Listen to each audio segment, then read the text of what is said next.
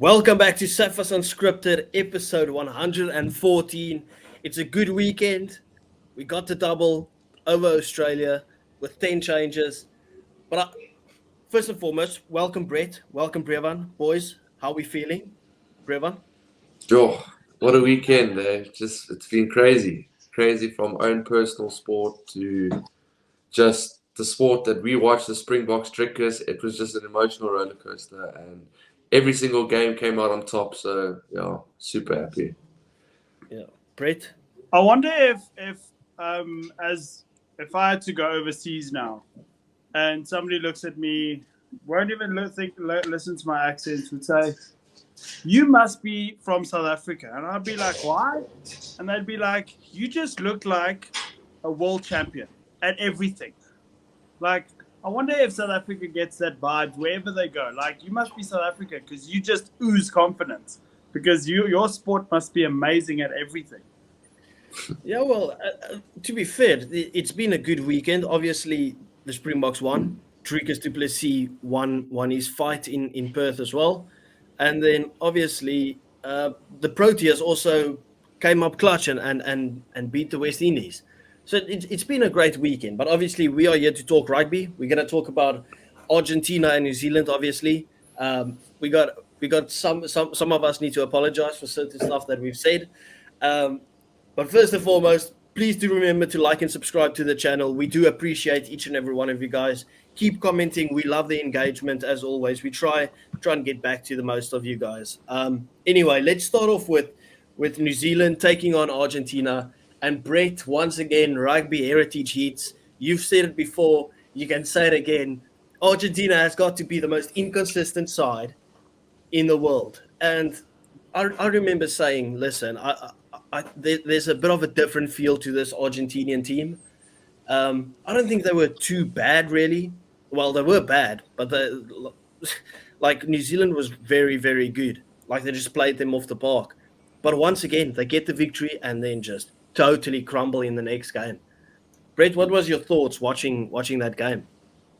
Yeah, I was hoping that Argentina would start the way they started the last test. They ran at everything and they just blitzed into players, and it's almost as if they took a step back. They thought, well, we won quite easily last week. It's not going to be any different now, and it's as if the first 20 minutes of that game they didn't pitch up. They weren't even there. They were. Did nothing. I was actually No shocked threat. at the difference between the last week and this week. It blew my mind. And to be honest, the first 20 minutes of the second half, I didn't even watch. I was actually over that game, and I thought, holy shit, this is just Argentina's embarrassing themselves. I feel embarrassed for actually backing them. It was just horrendous rugby. Yeah, Brevan? Yeah, I mean, the first hint of worry, okay, I wouldn't say worry, but like I was like, this is questionable decision making was when I saw changes in the pack with Kremer leaving the flank going to lock, I think it was. And then obviously they dropped. I know Augustin Creevy is not the be all and end all anymore, but I tell you what, the guy will bring fight to the field, and they dropped him completely. And I was like, that's debatable because that Oak was your best player off the bench last week, you know? So Yeah. some weird decisions there, and then obviously the weather. I mean, that was also rough, but obviously we can't use as that as an excuse anymore. But obviously Argentina won't be used to that kind of weather at all. And then obviously the performance itself, lack of passion, lack of any structure, lack of any defensive effort. It just was a completely different side that to last week, and it showed. It really did. Yeah, and the thing is, we can criticize Argentina as much as we want to, but we have to give credit to the performance of New Zealand as well. Like the intent that they showed, especially at the start of the game, they looked like a team that was hurting, that knew they were being doubted, and they came out firing. Like they were. You look at the first 5 minutes. Bowden Barrett puts a very threatening kick out there. The chase is wild. Adi Savaya gets the ball, bumps off two players like it's absolutely nothing. The physicality was there. The lineout was there. Damian McKenzie had his best game in an All Blacks jersey as far as I can remember. He actually showed up nicely. what do you think the change was that actually made New Zealand turn up like that, especially in the first half? I think it was players that led by example, and I'll tell you why now. So what you just said about Adi Savia, about how he performed and how he bumped off those two guys in the first 5 minutes of the game, and I don't know if one part you heard where he was literally shouting while he was doing the leg drive. He was screaming like right next to the ref cam. So and last week that guy wasn't there, and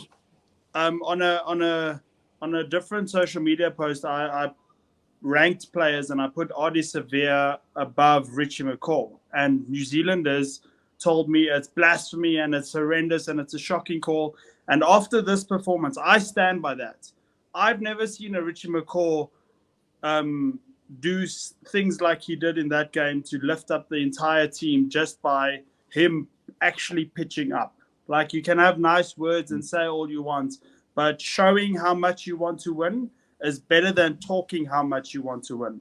And Adi Savia showed that this weekend, and I felt like his performance alone lifted that entire team. Yeah, it's true. A lot of seniors did stand up, and obviously, Cody Taylor, massive game. Like literally, just a bunch of Oaks that have been there and done it, and they'll be the guys that will probably be saying to the new guys in the squad, like, listen, we're going to South Africa now for 2 weeks. You Oaks better catch a wake up because this is going to be tough, and they'll know that. And I do expect the All Blacks to come in hard. I don't expect them to lay back. I do expect a close game. I'm not saying, we still have a lot to prove in these next 2 games, because obviously we want to beat them 4 times in a row. That would be huge, So, so obviously they'll be really up for it because they have vengeance on their mind. And so it's going to be set up to be a great 2 weeks in South Africa. Yeah, and I mean, if you look at the way that Beauden Barrett played yesterday, it was absolutely crazy. That guy is so good. He's still so good. Like, I hear people talking about Will Jordan at fullback, and I'm like, well, you can do that if you want to. But if that's my team, there's no way Beauden Barrett's not playing. Obviously, I would go with Beauden Barrett at 10. But if you really don't want to play him at 10, he's got to have a place somewhere on the pitch. He is ridiculously good. I mean, even TJ Perenara, as you just said, the guys with experience. Cody Taylor, TJ Perenara with that try assist to Will Jordan. Literally the kind of delayed the behind the back pass or behind the defender's back pass to find Will Jordan. Just the calmness that he brought. Absolutely ridiculous how good they were. And then obviously they've got the young talent coming through of Tamaiti Williams. Now, we don't want to be flip-flopping fans and say it was all doom and gloom last weekend and now it's looking all up and they can all of a sudden go ahead and really beat the Springboks.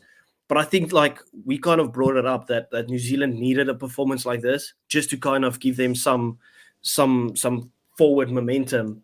Do you think New Zealand kick on from here and start building to be a lot better than they were in the last couple of weeks, Brett? Yes and no.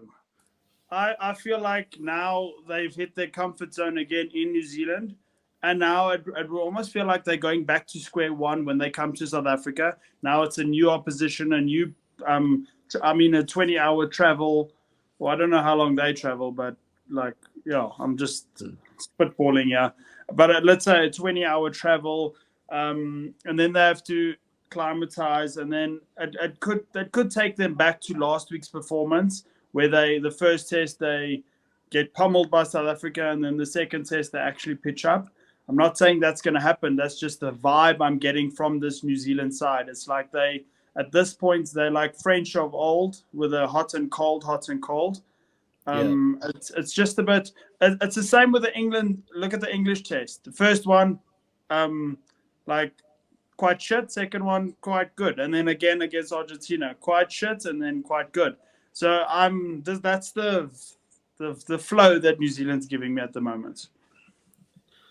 Yeah, I think what I'll say is what I see successful for New Zealand coming to South Africa is making both games close, right? Really, really close, whether they win it or lose it. Because regardless, we're not to blow smoke up our own backside, but we're a good side. and to hang with us, you have to be pretty good, you know. So if they can hang, I mean, I'm not being arrogant. It's just let's be honest. Let's be honest, guys. And it's just if they can hang and they can perform and keep it close and possibly even win, they'll see that as a massive positive because you always set yourself to the benchmark of world champions, right? And then that's where you want to be. So whether that's within 2, you beat them by 2, I still see both as a positive. You just want to see them playing the correct rugby, you know. So it will be hard, but I imagine they will come down a bit earlier. I expect them to probably fly down this week sometime. They'll still be licking their lips for us, you know. Like even if they lost this weekend against Argentina, I don't think they would have been as bad coming down to South Africa. I mean, you all know when it's a rivalry or when it's a derby, form goes out the window. Those guys, they know how to pitch up in the big games. A lot of those guys are still the guys that played in the World Cup final. They want revenge for that. So you kind of always step up. Doesn't even matter how bad your form is. But obviously, I saw an interesting stat, right? And it was the stadiums with the biggest win record, like in history. And obviously, as we know, Brett, you already know where I'm going with this one. Obviously, Eden Park, 50 games, undefeated, crazy record. I think in second place is either England at Twickenham or Australia in Brisbane, right? Between that 1999 and 2003 era. But then, strange enough, obviously, also like on 16 or 17 was Ireland at the Aviva. But there was a surprise entry. But Brett, you know what it is. I'll give it to Brevan quickly, just to have a wild guess. What do you think that record is? There's a little 18. It's probably some banter towards the Bulls. What is it then? No, it's not. It's actually the New Zealand's record at Murrayfield. 19. They've got the record of like 17 or 18 games at Murrayfield. Nice. 19. That's insane. That's insane. That is crazy. When you think about the longest win streaks at a stadium, it's oh my word. It's great. I saw it. I was like, seriously? I was waiting for you guys to like tag team me on the Stormers over Bulls record or something. So I was like, no. We can get there when we get to URC. For now, let's talk Springboks and try. Yeah. So that brings us to the end of what's New Zealand, Argentina. Obviously, in the week, we'll talk about the build-up towards the South Africa versus New Zealand game. Yep, go for it, Brett. I just have to add one more thing. Yes, I get that Will Jordan has 33 tries in 33 test matches. I paid specific attention to him to see what the hype is about this man. He does nothing for me on a rugby field. Open try line, he scores tries. Other than that, he does nothing for me. Two players in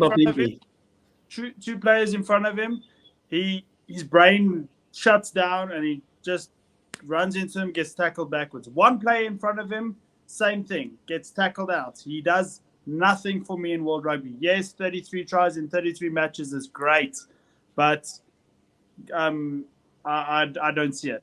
I honestly don't. I'm sorry. Yeah. Well, the argument would probably be like you have to understand the game good enough to find yourself in the position where he finds himself to score like that. Otherwise, the other wing would do the exact same thing, right? But fair enough. Caleb Clark also scored. Anyway, let's talk about South Africa versus Australia. Boys, that first half, I don't even want to read the group chat because it's just out of this world. I'm not even going to talk about the game as a whole. Brevan, what did you think about the first half alone? Brevan. Yes. Sorry. Before we move on, I just want to raise one quick point on the previous game. I almost forgot about it. Who was the hooker from New Zealand, the number 16 that got the yellow card? Amor. Yeah. Whatever his name is. Andre Esterhuizen against Portugal was exactly the same. Exactly. Their heads barely touched each other, and Andre Esterhuizen got a red card. This guy gets a yellow card, and the commentators went up in arms. How is this possible? He hardly touched him. But when Andre Esterhuizen got the thing, those New Zealand commentators were like, yeah, send him up, whatever. But we saw the same last weekend with the Malcolm Marx yellow.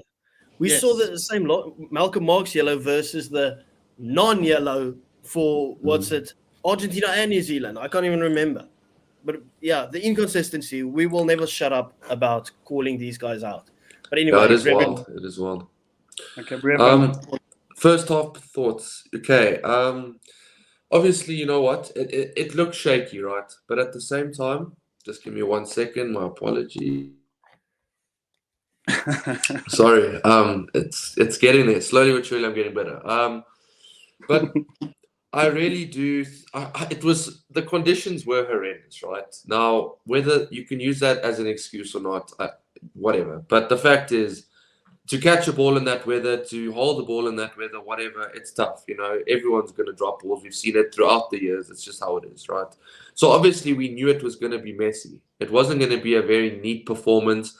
And yes, we have every right. There were some certain things that can be looked at, like, for instance, Sasha dropping the ball in an open try line. Not great, but obviously he's still young. He'll learn from that, whatever. Mapimpi not stepping inside, just thinking like, I only know one way, and that's running ball straight. In the wrong hand. Yeah, like those small things that obviously didn't do them justice. But obviously, listen, Sasha, he did some good things as well. I think he still handled the game well considering the conditions. Cheslin flipping Colby, dude, you're insane. Can we start comparing him and DuPont? Please, yes. That would be great. Because did you see his comparison? There's no comparison. He's way better. I'm just pulling legs. But yeah, honestly, there were some guys who really stuck up their hand. And I'll just say one last thing. I think someone that really, not took their chance necessarily that he'll be the new starter, but I was really impressed with Rowan Nokia, right? I think he did a really good job. Yeah, he was good. I expected him to play the Mostad role, and that's exactly what he did. So, yeah, 100% happy with him. I think Johan Grobelaar struggled a bit. Jan-Hendrik Wessels got unlucky at scrum time, I think. But, yeah, we can get into that in a few minutes or whatever. But, yeah, that was just my general thoughts. Yeah, Brett? Yeah, I share the same thoughts as you. I did, however, take a dig at you in the first second of the game where I said Evan Roos would have caught the ball stopped off the kickoff. That was inexcusable, I must say. But then I saw the replay, and then I saw actually Mapimpi jumped in front of him and literally took him the sight away from him. So there I apologize to Ulrich. But he did make up for it. He had a good game. Jan-Hendrik Wessels for me was extremely underwhelming. He took away from the whole Springbok pack is absolutely destroyers, and he just, for me, was very underwhelming with everything that he did. Besides his very quick offload to make Fassi's try, which I did also point out, which shouldn't have been a try because that was hands in ruck from South Africa. But you did get away with some, which is quite cool. And yeah, general thoughts on the game, happy with the win. You see, Brett, we got so much backlash, right, for saying we don't agree with the squad selection with the 10 changes. And of course, now that the squad with the 10 changes won, people are saying, well, you should just shut up and trust Rassie. You realize, like, the game was a 1-point game or 2-point game until the actual boys that usually play came on and absolutely obliterated Australia. Now, fair enough, we did have our chances, and the scoreline should have been a lot different in that first half, right? But if you just take it on pure facts, like the guys that came on that actually play regularly on a regular basis and stuff, they did the damage in the second half. And that's why I said I just want to see guys blended into the system with the guys that they should be playing for, because then it's not a drastic drop-off to some extent. But then also I'm thinking, like, am I being hypocritical? Because I know we had a decent first half. We were in control for most parts of it. We did have our chances. And then what extra can you really do in weather like that? Like, obviously, I didn't play rugby to the level that you guys did in terms of playing in weather like that and stuff. Like, how truly tough is it playing in weather like that, Brett? It's different for, like, Brevin and I will give you two completely different answers, because me as first receiver, and also it depends on the ball. Like, I promise you, if you have the ball that they have, it's almost inexcusable. Those balls have proper grip. I mean, it's over R1,000 a rugby ball. Like you saw when they played quick hands, nobody dropped the ball. Yeah. But when you do carry it wrong against the material, and you, like my pimpy, the wet does help when it just like squirts out. Then it becomes a bar of soap. So it's different in different parts of the game. I personally hate playing in the rain. I'm a non-beneficial player, but a guy like Brevin that can carry the whole time, like that's his mooty. That just give me the ball type of guy. For me, it's no, give Brevin the ball because I don't want it. So it's different. So yeah. Yeah. So the way that the Springboks played in the second half is how you should play in rain. You know, you literally you not mulk penalties. You get penalties. Keep the carries up front. You know, make sure they slip in a ruck, maybe fall over the ball, win a penalty, kick to touch, and maul and score. That's how you play in the rain. It's just as simple as that. And that's what I was saying. Like, we adapted to the weather conditions very well in the second half because the experienced guys came on. You know, they knew they had a role to fill in that weather specifically, and they did it perfectly. So like Brett said, you don't want a game that's free-flowing and stuff in the rain. It's not going to work. You want a game that's tight, and you want a game where you can win the battle up front and then win, like I said, more scrums, that type of thing. So, yeah, we adapted well. Yeah, fair. Yeah, I was very, very impressed with how we changed the game plan. We kind of just went back to the way that we played in the World Cup. That kind of got us into a strong position because that suits our game perfectly well. Brett, you mentioned that the try of Fussy shouldn't have stood. And whilst I agree with you, Malcolm Marx's try also shouldn't have stood. And that brings me into the segue of the ref had a decent game, in my opinion, except he was the worst ref that I've ever seen at scrum time. I have never seen a player hang on for dear life like Alan Alatua did, but somehow get out more penalties than we did. He just folded every single scrum, and they got the penalties. So that is why Rassi chose the team that he did in scrum time, because certain refs certain aspects of the game different to others. And yeah, we weren't going to get the scrum recognition that we were destined to get, regardless of who was the front row. So that's it. Also goes back to the New Zealand game. I mean, like at breakdowns, things don't get noticed like they would by a different ref. That Italian ref from Italian, right? From the New Zealand game. Yeah, yes. He doesn't do breakdowns that well. And I felt like he saw what he wanted to see, like every second infringement he would see. And that's the same in the Springbok game. Scrums weren't noticed as much as they should, if that makes any sense. But also, explain to me quickly, why do you think Malcolm Marx's try shouldn't have stood? Because he clearly was at the back of the maul, went to ground, and got back up and tried to latch back onto the maul, which means it's obstruction, right? It would have been obstruction if Alatua wasn't on top of him. So now that just means he's got his hand on another person.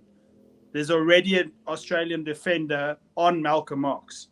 So there's nothing being stopped. There's no obstruction. Nothing is being eliminated.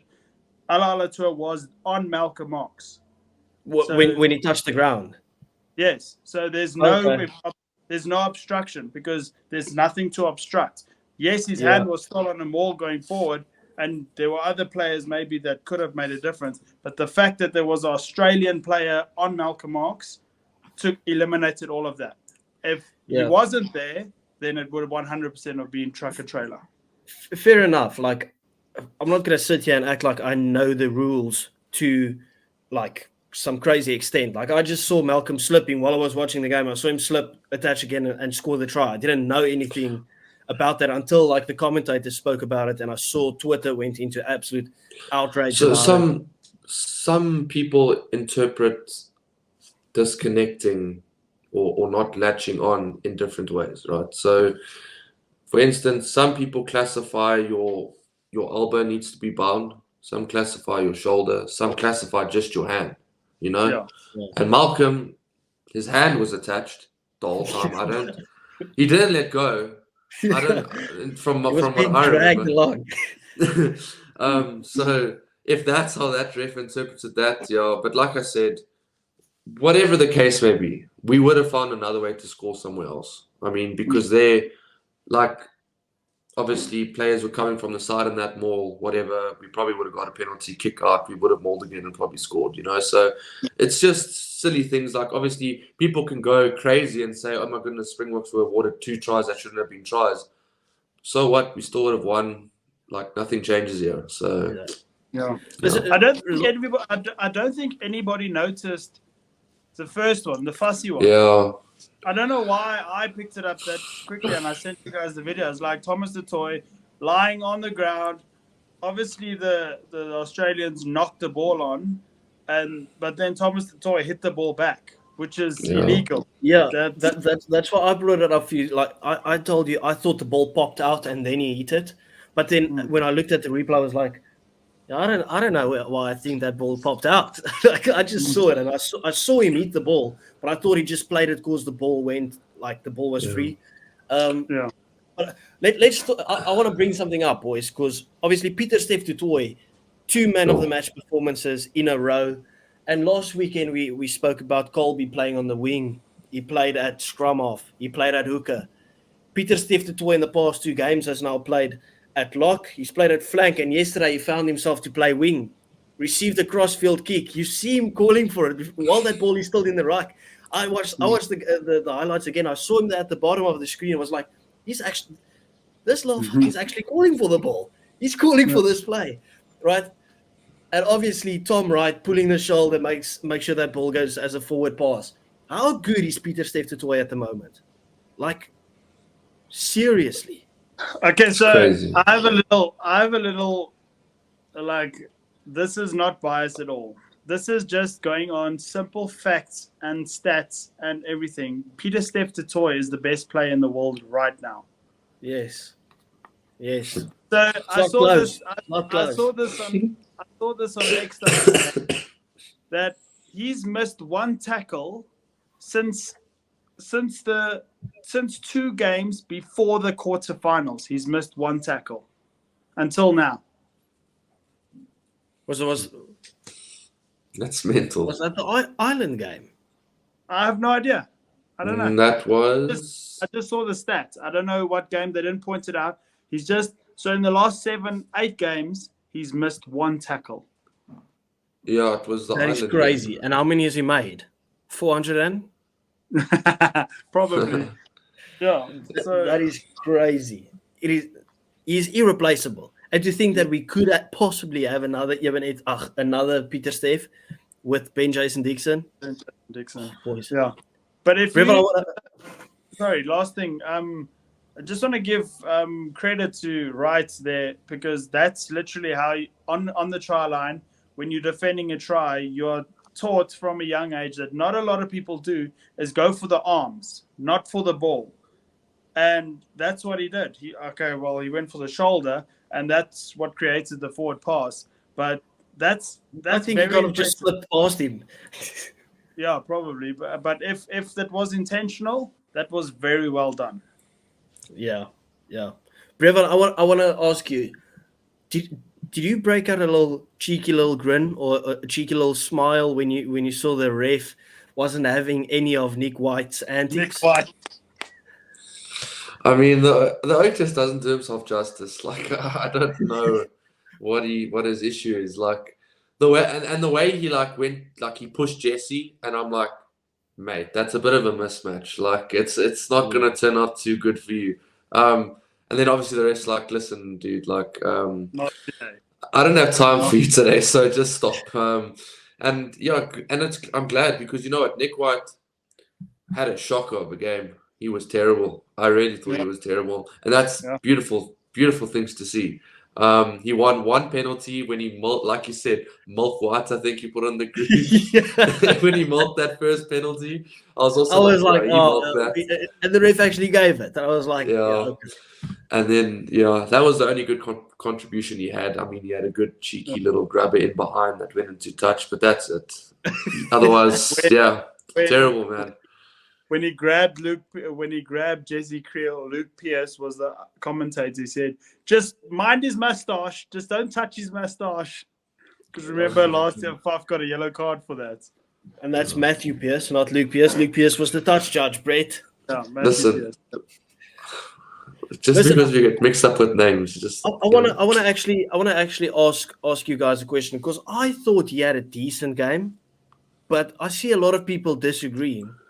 Morne van der Berg, I thought he was decent. He was quick at the breakdown. He didn't take any shit from Nick White. He's actually a try assister, because he took on Nick White and said, "Listen, give me that bloody ball."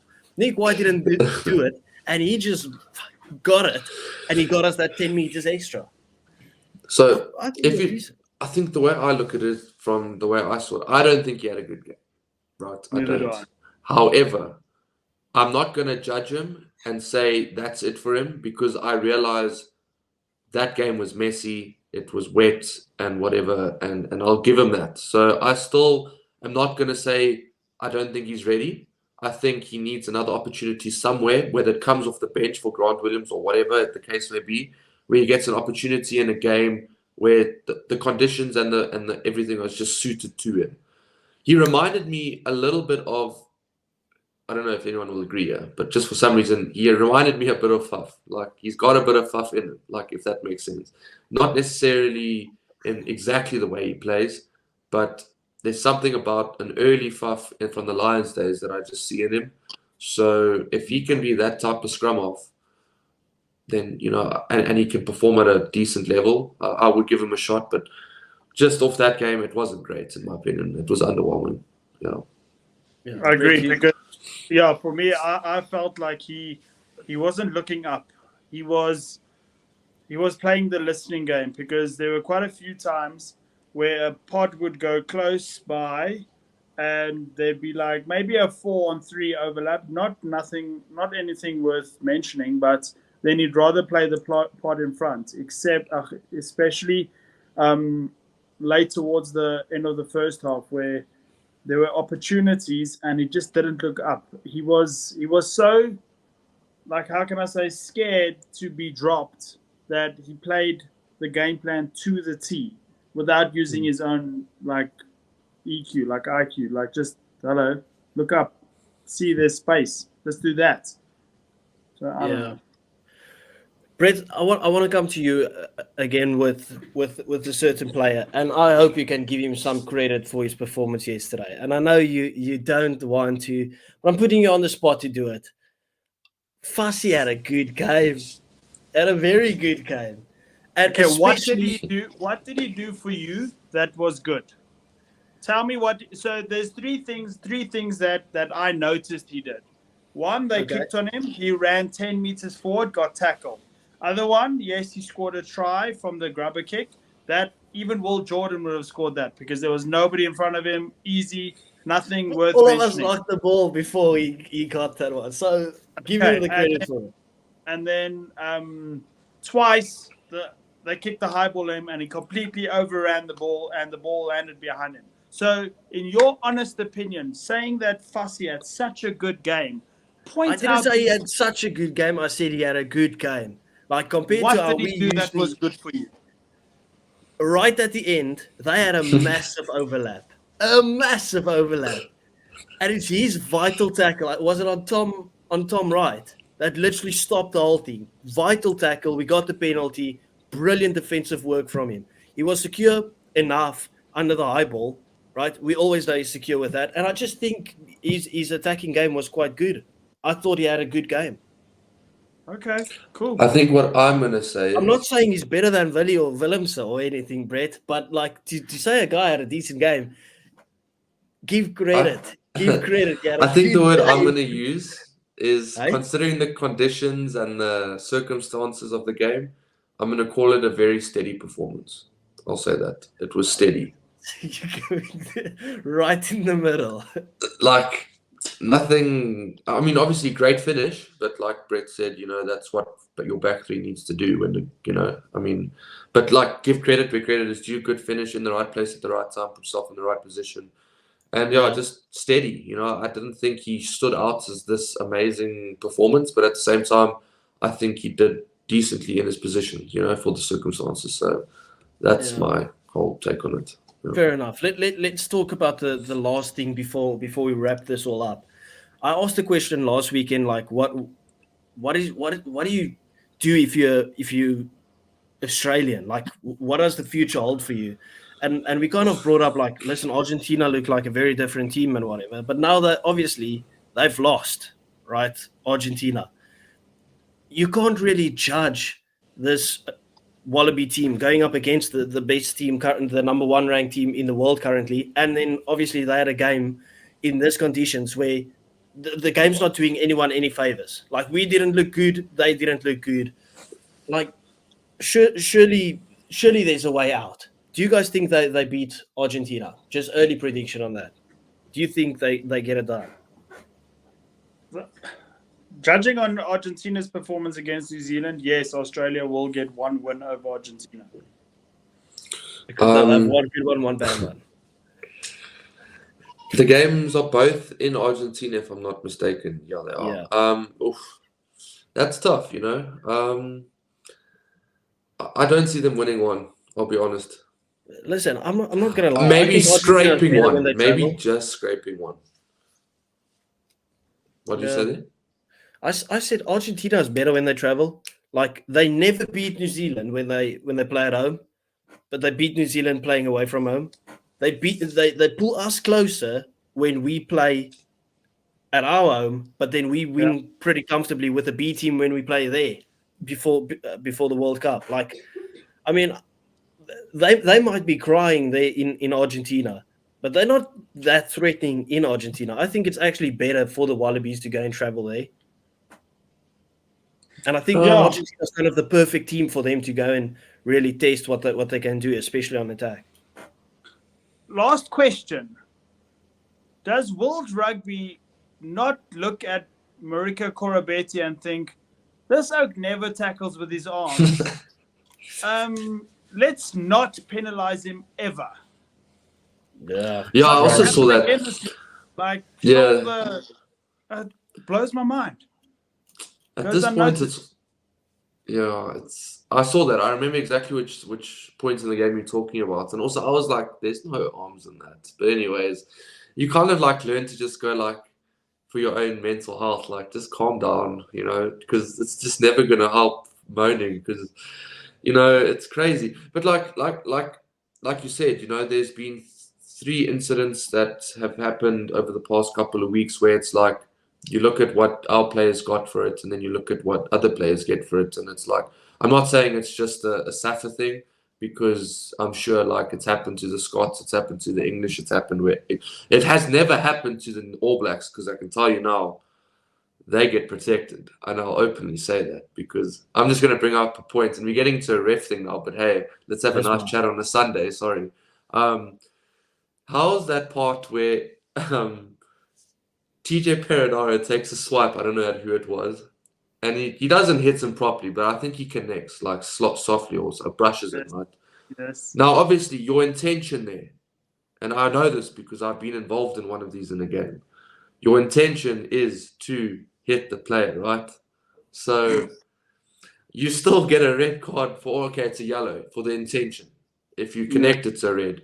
And you literally had TJ saying, I brushed him, and the ref's like, nothing in it. You still intended to slap him or hit him. So surely...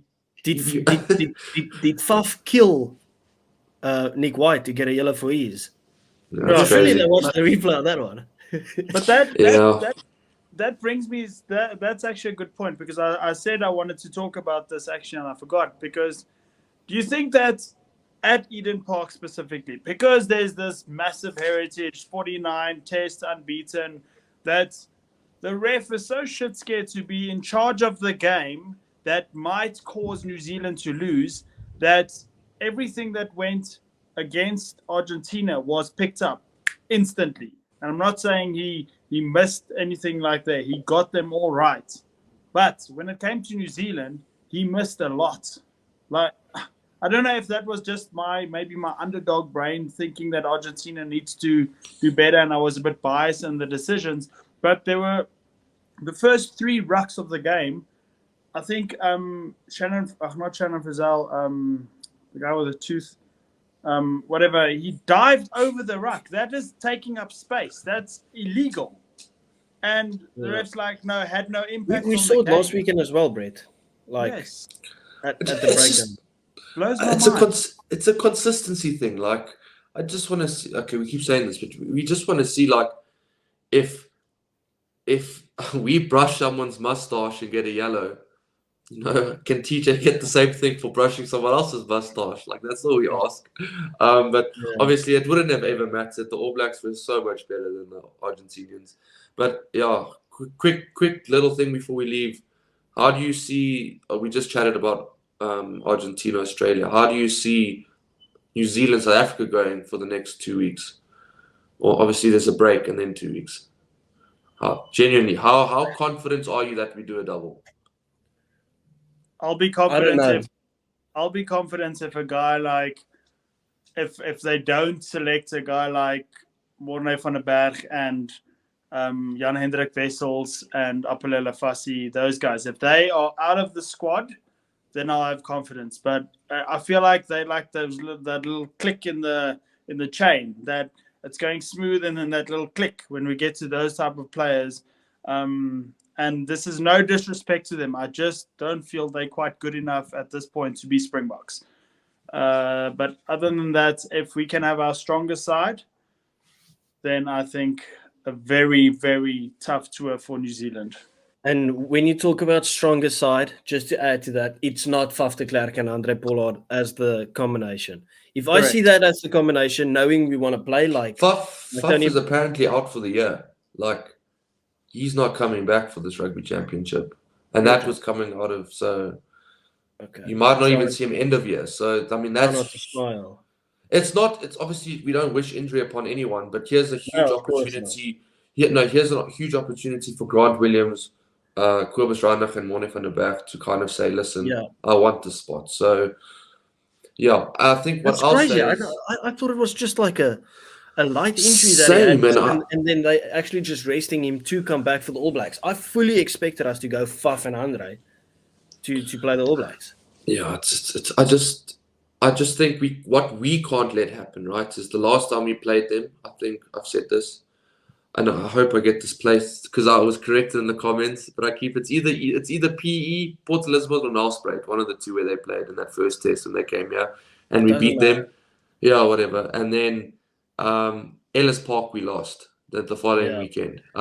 We can't let that happen, right? Because we played so well against them in that first game, and in the second game, it just we can't get complacent. It has to be 2 wins, and it has to be 2 strong performances. So, but I truly believe we can do it. So that's a positive. A few years ago, you're saying, we'll get 1 out of 2, whereas now you're saying, I think we definitely can do 2 out of 2. We have to go for 2 out of the 2. We have to get 2 from 2. I agree with what Brevin said earlier. If the games are close, they see it as a win. If the games are close, we see it as a loss. That's the level that we've changed to now. If they get 1 win for us, it's... Oh. I would hate it if it played out the same as South Africa and Ireland, where we won the first game, right? And we get complacent for the second one. I kind of feel like that's what happened, when was it, 2 years ago, when we absolutely smashed them in the first one. That was where the famous Caleb Clark break came through, and Damian Willemse made that insane tackle. Literally the weekend after, they absolutely butchered us. I think they put 20 points past us again in the first half or something like that, something ridiculous. Yeah, but yes, the game you're talking about is we won by 2 in the first game, we lost by 2 in the second game. They had a big... Won by more, didn't we? No, we only won by 2. And then there was still in the game before Twickenham, they even showed that the last 6 games were all won or lost by 2 points. Okay. Yeah, but you get what I mean, right? Like, yeah. But they did lead by 20 points at one stage in that second game. Okay, fair enough. Anyway, we just don't want them to get complacent, but we'll go into depth about playing the All Blacks in the next 2 weeks. Thank you everyone for joining, viewing, liking, subscribing. We do appreciate you guys. This was a bit of a longer episode. Hope you enjoyed it. We will see you next time. Bye-bye.